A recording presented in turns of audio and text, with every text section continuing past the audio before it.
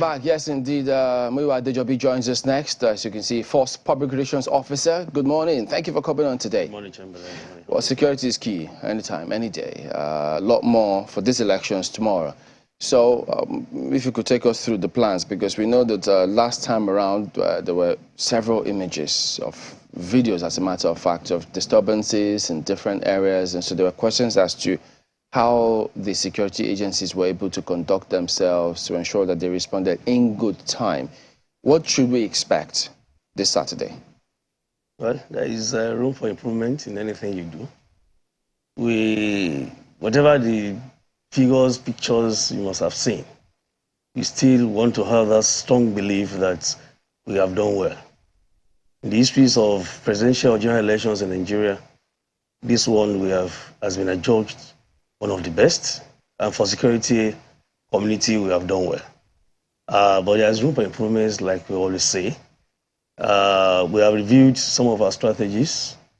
You recall that immediately after the election, the IGP called a meeting of all the commissioners of police and above to review as a normal thing. And whenever you have an assignment, after the assignment, you review your strategies so that you'll be able to look and assess where you have gaps to improve on them.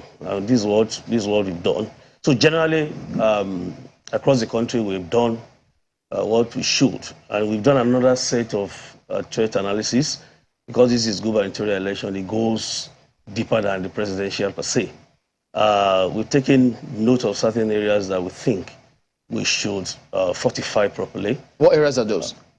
It's not for public consumption, Chamberlain. But when you say we have threat analysis, we don't say it for many reasons.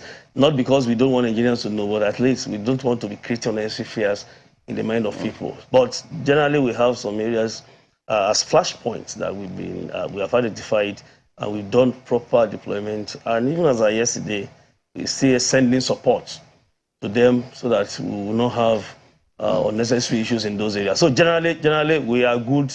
We are good to go. Because, I mean, Yaga, alongside several other CSOs, they do their analysis in terms of some states that they think are states that we should watch out for, which will come to. But in terms of how the force will respond, comparing what happened last time, because some of those areas will be flashpoints again, because we've already seen some states that people were having meetings and then they are attacked. What is the force looking to do in terms of ensuring that, number one, that doesn't even happen? And if anything escapes and it happens per chance, they will arrive in good time and nip it in the bud? Well, generally, I don't think we have a case where a distress call was put and nobody responded. No, it's about what time did they respond? Response time is key. Well, it's very key. I've not actually had a report where they did not even report or did not respond at all.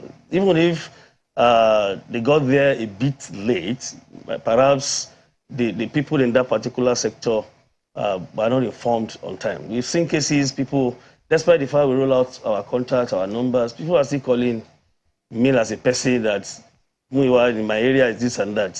For goodness sake, you agree with me that even on the program here on Sunrise, we roll out some numbers that we expect people to call in case they have any problem in their areas. But generally this time around, all of us, all security agencies are working together. All of us are members of ISIS. Whichever one that comes first, people should not expect the police alone to raise down to any scene if there's any problem. If the military gets there first, they're part of ISIS. If civil defense gets there first, they're part of ISIS. I mean the Interagency Consultative Committee on Election Security. So far you're a member of ISIS, you are duty bound to respond to calls. Not only that the man on this uniform should be the one you see. And I want I think I'm sure that in most cases, they respond on time. Apart from one place in Lagos, they are saying they are not on time. But the military eventually got to that place. There they are saying, why must the military come? Is the police. But we all know that they are part of ISIS. They are part of the security management for this election. So I don't want Nigerians to just think that police alone will just be everywhere. Anywhere you see any security agency or agent, they are part of us. We work together. And it's a collective responsibility for us to make sure we nip any incidents on board on time. Well, it's interesting how this deployment has been done, because I imagine that perhaps there was a regrouping. Apparently, I'm wrong in my thinking. I thought there was a regrouping, in which case maybe every team will be made up of maybe police people, NSCDC, perhaps some military operatives, etc. I didn't realize that they were working in different strategic locations. So maybe the military is manning this area, police is manning that area, NSCDC is manning this area. Is that what is happening? No. Okay. It's a system. In fact, any deployment done in any state is coordinated by a commissioner of police of that place. Any deployment done is coordinated by the commissioner of police. Yes, I know that. So the CP knows where to put a team. He knows where to put plainclothes men. Okay. He knows where to put the military. He knows where to put the What I'm saying is, when you see a unit of the military, it will only be made up of military officers. Is that what? That's the question I'm asking. It might be the vehicle, but the convoy might not only be the military. If they move in convoy, it's a convoy movement. You're going to see other agencies in the convoy. Yeah, that's if it's a convoy movement. But like in terms of deployment, in terms of stationing, that's what I mean. Most of them mix together. But you know, generally when you talk of deployment, if it is purely the military, particularly the Nigerian Army, Naval, Air Force, a senior man in charge of that place, in charge, is going to be the commander. So if you have a team, a cell of, let me use some terms here about, if you have a team of security operatives, including the military, civil defense, PMF, all of them, they move together, and the most senior person there will be the commander. And in most cases, what we use the military for now, the job of the military now is basically for restriction of movement, to escort certain areas, and to police some vulnerable assets so that they will not be attacked. So in most cases, there are some areas where you say that when the need arises for them, the military or the armed men, to raise down to a particular scene, they will be there and they will seem to have responded accordingly. So whether you see them mixed up or you don't see them mixed up, all we do is to make sure that a whole system is being coordinated, and it's a system that's working together. And it's able to respond when the people... They are duty-bound to respond. In fact, there are numbers, apart from the numbers we roll out at the national level, every state command has rolled out numbers, even numbers of senior officers in various local government areas. We've done deployment to cover local government areas. We've done deployment to cover senatorial districts. In fact, senatorial districts are being commanded by commissioners of police. And in some areas, you see AIGs in charge. So we have done deployment so that there will be easy coordination and proper command, dishing out instructions on what to do and what not to do. So generally, with the deployment, we have gone down the grassroots with our deployment. And the numbers of these officers have been rolled out at command levels for people to call in case there's any problem anywhere.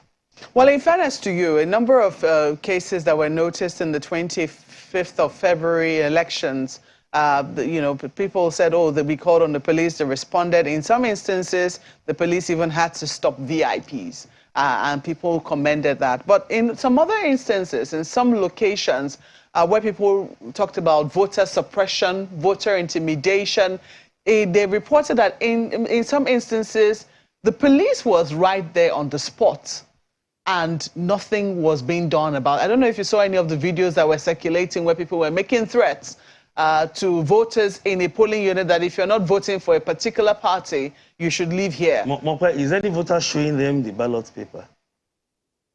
Your vote is a very secretive thing. It's yes, not but I mean... anybody can make his noise. If I go to a polling... Somebody told me that in Lagos, somebody said, don't come and vote. Am I going to tell them I'm voting so person when I get to my polling unit?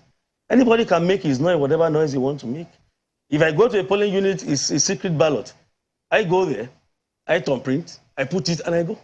So those people making noises, because someone will be making noise, but that kind of noise should not be there. It should not, see, it should not be there. We should not be distracted. You can't, there's no how you want to do. How do you want to do that? When you get, there's no how you get to a polling unit. People will make uncomplimentary statements. They can even abuse you. They can attack you. They can abuse your father, abuse everything. How many of these you want to listen to? All you need to do when you get to a polling unit is go there, get your papers, thumbprint. You don't need to be saying, I want to to vote for so person. So if that person is even issuing the threat, will not even know the person you have voted for. But by and large, I think at every polling unit, security operatives are there for majorly maintenance of law and order. When it comes to infractions of some of these laws, the presiding officer has a lot to do.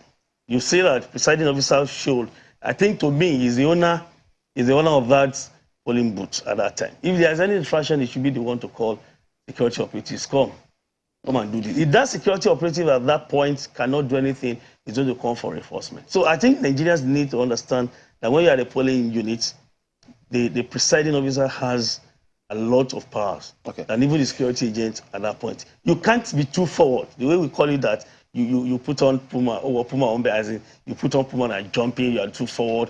Whoever you pick without the consent of the presiding officer, people will read meanings to it. And that's why they have designed the law in such a way that presiding officer has a lot of duties, a lot of responsibilities at the polling units at that point in time. So just so we're reminded, VIPs, in fact, they're not allowed to be moving around with security officers, particularly policemen. No. That is not allowed. No, not even only the police, all security details. That's the directive of the IGP. If you get the statement clear, it's not even the police alone. I think they had a meeting and it was agreed upon that even the military, military officers too, they have some people that attach to them, so individuals, we have DSS, we have civil defense, we have all of them. So far you are a security operative and you are a member of SS, this directive is for all of us, that no, you can't give your men to that principal when he's going out to vote or is moving up and down. It is not allowed. You see the case in Kogi of a member of us, a rep, that was seen with some policemen. The policemen have been arrested. The House of Rep has been invited. He has been arrested. The statement, I think the case file has been sent to INEC for necessary action. So you INEC, don't care not the force headquarters. No. It's been decentralized so that you can have it very, very easy for us to collate some of these cases. Headquarters is just collating figures of some of these cases, but case files have been sent to INEC for necessary action. And for let me say again that because of the provisions of the law, INEC is in charge of prosecution of all these electoral offenses. Our own is to investigate, compile case files, forward to them, but there's no how they want to prosecute without us anyway. So we are ready at any time INEC is calling on us. We are ready for any prosecution. We give them necessary support. And in most cases, police are being used as prosecution witnesses. So our officers and men who are involved, either at the polling unit or collation center, anywhere, they want us to come and testify. We are ready to release our officers to testify and do the needful. I know Ayo is always interested in the lead agencies. Let's see if that will feature today. Ayo, go ahead, please. Well, that's not one of the primary things right now, but I mean, it is really important. And I think with your questions to Mr. Adejobi, he already dealt with those issues and, how the command structure and all of that is. But my question is along the line of his response to Mark's question earlier when Mr. Adejobi, you were talking about, good morning, by the way, you were talking about, you were literally educating us on what the voter should do at the polling units by not showing off who they're going to vote for and all of that. But we know how emotional these things get. I'm very sure that you had reports from various states of voters that were, shall I say, manhandled by other voters because as far as they were concerned, this fellow wasn't supporting the person that the public was not supporting, and consequently, they, manhandle the fellow here and there. How many of such reports did you hear, and what should be done by the security agencies, the presiding officer, as you said, and fellow voters in that environment in the event that such things happen?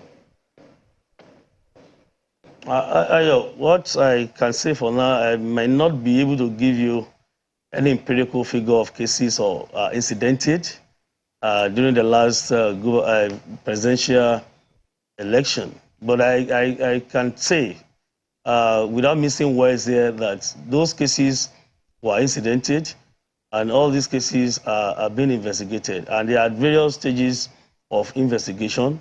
And after the 25th February election, the IGP addressed the officers and even addressed the media, where statistics were were rolled out for people to know these cases that we actually incidented. But generally, if the one good thing is election will be over, but these cases will still be on because these are criminal offenses. They have no statute of limitation.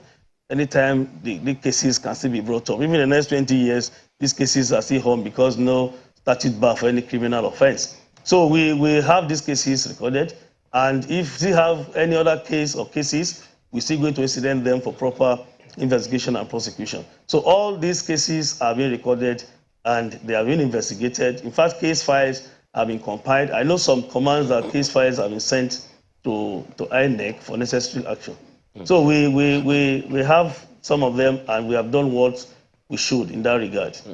Perhaps by way of helping the police with its investigations, is there a conduit through people can send information to the police if they observe such things as this in any part of the country as we hold these elections this weekend? Pictures, videos, whatever it is to prove that indeed some people manhandled other people at a polling unit. We have all our social media handles, and you know now the digital media has made everything easy for us. Our official Twitter handle is there, Instagram, all of them. Even the email, people have been using the official email address of the Nigeria Police Force. They've been sending messages to us.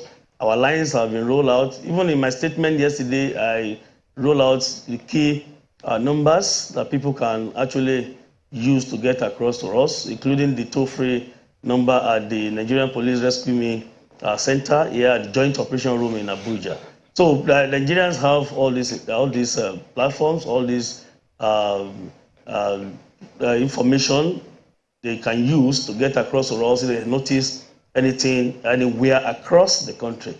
So we have rolled out this, and we have instructed the PROs in all these commands and formations across the country to roll out certain numbers in their localities so that the Nigerians and people in their areas can lay hands on some of these numbers they can call. At any point in time, I know they have these numbers and they call. And of course, we're receiving messages, complaints on regular basis, and we have our handlers, social media platform handlers. They are 24 hours on, and they attend to, even me as a person, I handle these platforms on most cases, so we are on to attend to them if there's any issue on the field. Well, that's cheering to hear. Perhaps it will also be good from time to time for the police to come out and say, okay, this is the handle for this platform and all of that. But I just wanted to ask you, Mr. Adejobi, are there lessons that we learn from the presidential elections and the presidential and National Assembly elections that the police, for instance,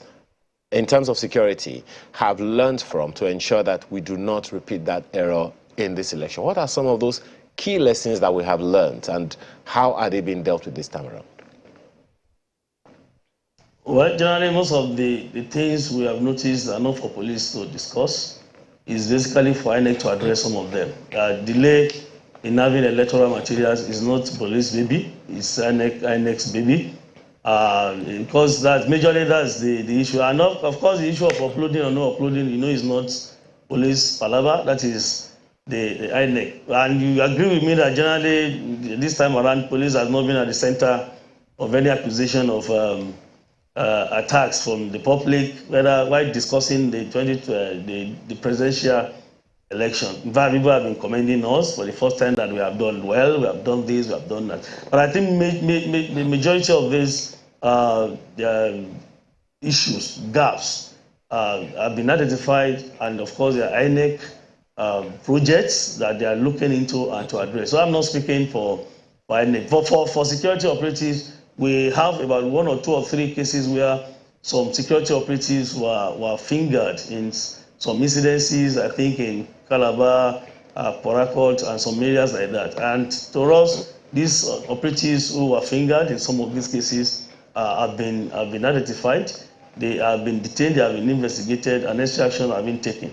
Those who are civilians that were involved have been, of course, arrested, investigated, and case files open for them for necessary action. So, and generally, we notice again, like the case in Kogi, where some policemen actually moved with a politician. That is not too good enough. This was condemned, and that's why the matter was investigated, and the men have been subjected to Olerum proceeding. We don't expect our men to be seen in this situation again. These are just very minor incidences we noticed, and we have worked on them. We have given these election duty guidelines to all our men that they are expected to read religiously as their holy books, which of course I'm sure many of them are conversant with the content of this pocket book, election duty guidelines. It's guiding them and is actually helping us this time around, because you know what to do, you know what not to do.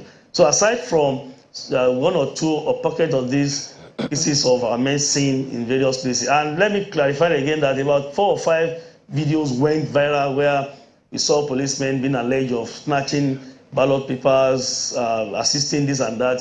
These videos have been debunked. They're not true in any way, because these officers actually went to assist on distress call to some of these polling units. But when the video went viral, the videos were like saying policemen actually snatching ballot paper, ballot boxes, and it is not true. You see a case in FCT where an SP was saying with some ballot papers that the video they were saying police has come, police have taken our ballot. It is not true, and these videos were immediately debunked. So generally we have noticed some of this, and we have worked on them for proper improvement. So we don't expect any of our officers to accompany any VIP this time around, and we don't expect any officer to go with any big man to any polling unit and disrupt this electoral process. Well, we will not take it. Okay. Well, there's one or two other things that I'd like to bring up with you. One of which is the fact that there are some states that are generally, whenever there are elections, call for a bit of extra attention over the years. Excuse me. What's the plan this time around? Of course, we know some of the things that happened in Lagos the last time we had this election, as well as some areas in Port Harcourt and the rest of them. And it would seem like some of those issues are still like the dust hasn't completely settled. What's the plan for such areas, so we do not have a repeat of the kind of things that happened, for instance, in Surulere and a number of other places in various parts of the country? No, we noticed, and when we started the program, you know, I said we have done another threat analysis to know where to beam our searchlights. In as much as I don't want to be creating unnecessary panic on here, but we know that fine, we need to work more on Lagos. It's very key, and Kano and some other states like that. So we have done our deployment. In fact, if you read in the news that they said police, or the time they said police changing commissioners, changing this and there and there. It is not like that. The IGP has always been meeting with the management team and very senior officers in the command to see how we can actually do deployment accordingly, without being biased, without no sentiment in any way. So we have done our deployment, and the names of, I've told command PROs to roll out the names of officers who have been deployed to these areas and their numbers, so that people can call them. We know that some states we're going to be tough, but there's no problem, no cause for alarm. We have noticed these states, and we have assisted the command and formation there with what we think they need to work with. In as much as we want to be civil, we don't want to be too aggressive, we want to be professional, but we need to still remain a people that no fundamental human rights is absolute. We expect anybody to go out there. Do you know that if everybody does what is right, there won't be any unnecessary pressure on security operatives? If you go there to cast your vote, no issue, we will not be on our toes. If you say don't go out without, if you don't have your PVC, you don't have any business going out. If you stay at home and you don't go out, you know we're not going to have any issues. If you say don't use your talks, don't use your hoolums to come and disrupt electoral process, and as a leader, you ask your boys to stay away from polling booths, not to disturb electoral process, you know security operatives will not be under unnecessary pressure. Let everybody do what is right. You know what is right, I know what is right. We know we have a law governing this process, Electoral Act is there, and other extant criminal laws are there. So these are the things we need to remind ourselves, because I believe everybody knows. But it's good for us to remind people that if you do anything wrong during any electoral process, either the Electoral Act will catch up with you, or other criminal laws will catch up with you. So we want to appeal to our people again that we know the right thing to do. Let's go out there and do the right thing. And like I always say, that if you think you have monopoly of violence, I said it here the other time, that man who pulls the trigger to declare a war might not live to see the end of that war. So don't think you have the power, you have what it takes, and you can cause problem and want to go scot-free. If you are powerful today, you might not be powerful tomorrow. And one thing about criminal offenses, like I said, is they have no statute bar, no statute of limitation. Anytime a criminal case can be brought up against, even 30 years. So let us remember that we are under a system. We have the constitutional authority, and we have a system that still works in Nigeria. And that is just the message again, because we are going there. After today is Friday. Yeah. Friday. Today is Friday. Today is Friday. Today is Friday. Anytime from 12:01 hours, midnight, you are not expected to move. And of course, but Abuja is not affected by that now. No. It's clearly stated. Abuja is not affected. We don't have. People can move here. We don't have any problem in the federal capital territory. That one has been done. There's no cause for any alarm. Okay, so let me quickly take you up on some of the things that the questions that or responses that you gave my colleague Ayo. You were talking about how some things are not the baby of the police. They're not the problems of the police. Talking about election materials arriving on time, but these things are part of the things that could eventually create security problems. I don't know how the police is taking that on board. I mean, right now, the people who are raising concerns, I'm looking at this summary from the Center for Democracy and Development, and they're talking about how, one, closely contested races will likely increase election-related violence. So in the places where election cases are going to be closely fought, I'm sure that you've already done your mapping, and perhaps you'll be deploying more people there. But in the event that, well, we hope that everything works out fine. But from what we saw last time, where people were asking the INEC officials, the ad hoc staff, the coppers, the youth corps members, to upload these results, and they were not, it was just not working, and they were held ransom. Isn't that the palaver of the police? Well, you can say it's palaver of the police. Everything still comes back to the police. But the message I gave there was that I won't be able to speak for INEC because I wouldn't know what led to delay and arrival of materials. But as I speak with you, we have done the payment to even cater for escorts of these materials. And I'm sure that per local government, these are escort men have been on grant. In fact, in the last 2 or 3 days, they've been on grant to escort whatever they want to escort. Right from the time these materials left the CBN to anywhere, we escort with other security agencies. But if you are saying I should speak to uploading or no uploading, what do you? Of course you cannot. I'm not asking you to speak, but what I'm trying to say is where in that event it endangers the lives of those who have been sent to do a particular work. What is the police? I mean, that was something that nobody really foresaw. But from the experience that we have now, we now see that this could be an issue. It could be an issue, but in most cases, what the senior officer there will do is to call either the REC to order that we're having a problem in social place. They make calls to talk to them. They call the attention of INEC to some of these issues because we still come back to the police. We call them, but at this level, we can't do the job of INEC. What we can do is, you can say that even at the other time, you notice that some corps members were attacked and were injured. What you can tell our people is, why attacking our own children? These corps members are our children. If you have issues, we know how to go about it. Political leaders, they know where to go to. INEC has office in every local government in Nigeria. So they should go to the local government. So have you raised this sensitization No, on behalf of the corps members, and also raised this issue with INEC that, look, this could potentially give us a problem if these things do not work? This has been discussed on several occasions, and I'm still using this platform again to remind Nigerians that there's no need for us to be attacking the corps members who are assisting us in making sure we have a seamless electoral process. If there's any delay, instead of passing on them and attacking them, injuring them. In fact, I think maybe one was even killed somewhere. It's not proper, it's not good in any way. We can easily call the INEC officials there. If they cannot resolve the matter, we know almost all of them, even party agents, they have the number of their arrests. So why are you now attacking the people at the polling unit that you not go, kill you, if you don't do this, don't do that? We need to just manage our hangers when we have issues like this. But generally, we engage INEC, and don't forget NYSC too. There's a member of the ISS. They come together to the meeting. We talk to them, and this has been done at various states too, in our own commands, to talk to them, because we have ISS at national level and we have ISS at various states, and they have been talking to them as well. But we think the best thing is let's all be patient when we have issues like this.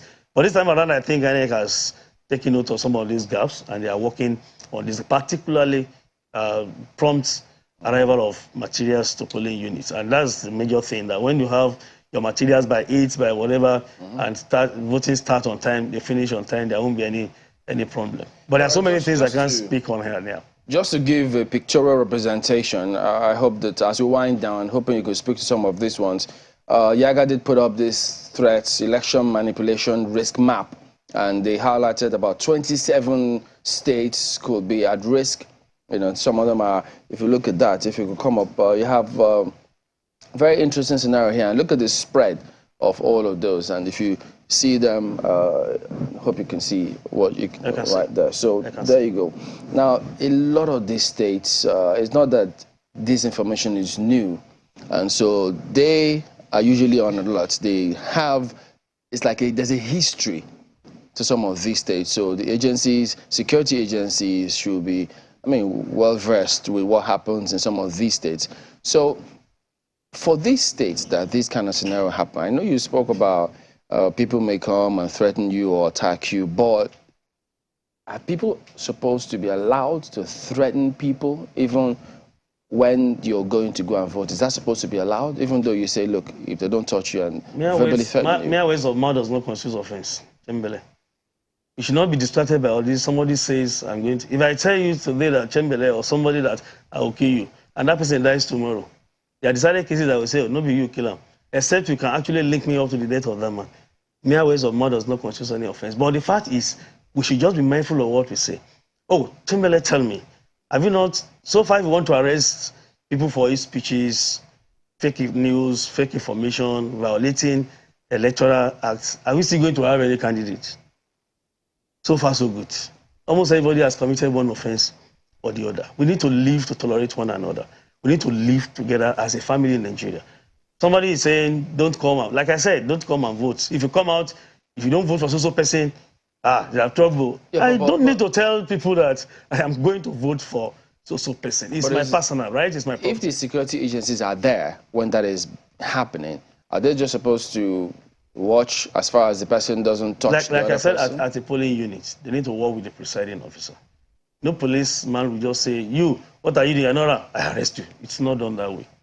The presiding officer should call attention of security operatives to that come, please, this person is disturbing. There's a case I gave, an instance I gave to somebody that somebody was disturbing the collation center in one state, and the reg was like warning that senior officers were there, they didn't pick the person until the reg will be the one to say, please, you are disturbing my collation center, please excuse us. Okay. If the reg doesn't say it, they'll just be looking, because the reg is the owner of that collation center. So it's the same thing is applicable to a polling unit. The presiding officer is the owner of the polling unit. So it should be the one to say, come, you have done this. What about states who claim that circulating information as to a certain kind of festival holding on election day? Is that supposed to be allowed? You say Lagos, definitely. It's only Lagos. Yeah, only Lagos. And I put a call personally to Kabiyesi Elegushi yesterday when I read it. People have been saying I should speak to it, and I said no. It's Lagos. It's Lagos matter. I speak for the IGA. You speak for the force. Let me see. They need to know the mindset of the force on this one. The police. They said the Ben in Lagos is my boy. I said no, Ben is not my boy. It's my colleague in Lagos. He can speak for himself. But by and large, when I put a call to him, he said they're having the festival, but it's not affecting. It's not getting into Saturday, the election day. And immediately advised him, and I think he did a statement to correct that no, it's not disrupting electoral process. It's not on Saturday. They are going to end on Friday. But generally, I don't think it's not going to be reasonable to have such a kind of festival on election day. It's not reasonable in any way. And we know that Oro is that the women, you don't even see, even men that are not strong enough cannot hear the sound of Oro. I'm a Yoruba man, I know what it is when they say Oro. And that's why the tension is heightening up in Lagos. Why they don't want us to go and vote? No. I think they've clarified that. There's no cause for alarm. People will go out and vote. You know, Lagosians, they know the way they go about it. All we can say is let us just take it easy. It's somebody who has been crowned, who has been ordained to be a king, will definitely be a king. But even if it was not election related, how should those scenarios be conducted? Because if people feel people are going about their normal duties, are they supposed to be, should they affect people's movement? Because I thought people have a right of movement and association and ensure that it doesn't interfere. Whatever we do, people have their culture, they have their tradition. You can't say they should not do. It's a cultural thing. And you know it's like a religious thing. They are very sensitive matter that you don't even dabble into anyhow. But the thing is they give notice. Oh, we want to do our Oro festival, we want to do our Oro festival so period. Please don't go so time. It's not 24 hours. It's not 24 hours. We've been having issues like this when I was PRO in Ogun. We'll be having Oro and Oro festival will come during Ramadan. People want to do night vigil, they want to do night prayers, they want to go to mosque, and they say they should not go. It's solved it. These things are meant for us, that they are not to control us. In science, there is a concept of environmental possibilism. That it's possible we control our environment, not that all the time environment be controlling us. So it is possible, and we reconcile, and they've been moving together, they've been coexisting. So it's not that these things must actually control us. These are spirits that we can appease to them. Whatever you want to take, Baba, please take. Let these my people go and go and go. But generally, we can't say people should not do their tradition, they should not do their culture. We know there's tradition, there's culture. There was no way we could have, I mean, assuming the police even, I don't know how quickly the police got this notice, but couldn't there have been an appeal that perhaps the festival be pushed forward so that, you know, people do not feel threatened? I'm sure, especially women. I'm sure people in Lagos must have brainstormed on this, they must have discussed it, because I didn't have a special discussion with the CP on that. But I'm sure all of them in Lagos, they know what to do. They must have looked into it. But I want to be very sure that that Odo or whatever will not disrupt election on Saturday. It's not possible. Okay, so basically no one's above the law. There you go. We do thank you for coming on. So, but we'll get a lot more information and pass it across. And emergency numbers, as you've heard him say, we're all expected to go out there and conduct ourselves peacefully for these elections. Thank you for coming on. Muyiwa Adejobi, Force Public Relations Officer.